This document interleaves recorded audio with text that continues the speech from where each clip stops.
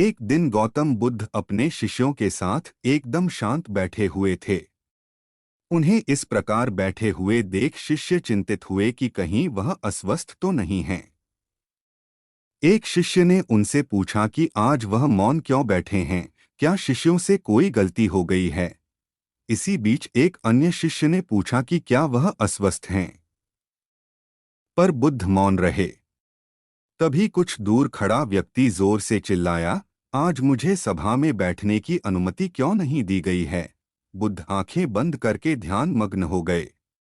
वह व्यक्ति फिर से चिल्लाया, मुझे प्रवेश की अनुमति क्यों नहीं मिली। इसी बीच एक उदार शिष्य ने उसका पक्ष लेते हुए कहा कि उसे सभा में आने की अनुमति प्रदान की जाए।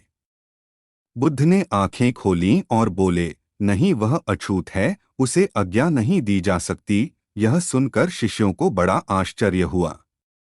बुद्ध उनके मन का भाव समझ गए और बोले, हाँ, वह अछूत है। इस पर कई शिष्य बोले, हमारे आश्रम में जात पात का कोई भेद ही नहीं, फिर वह अछूत कैसे हो गया। तब बुद्ध ने समझाया, आज वह क्रोधित होकर आया है।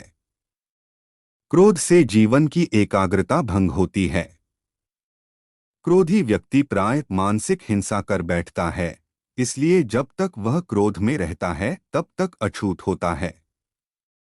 इसलिए उसे कुछ समय एकांत में खड़े रहना चाहिए। क्रोधित शिष्य भी बुद्ध की बातें सुन रहा था। पश्चाताप की अग्नि में तपकर वह समझ चुका था कि अहिंसा ही मनुष्य का महान कर्तव्य व परम धर्म है। वह बुद्ध के चरणों में गिर पड़ा और कभी क्रोध न करने का प्रण लिया।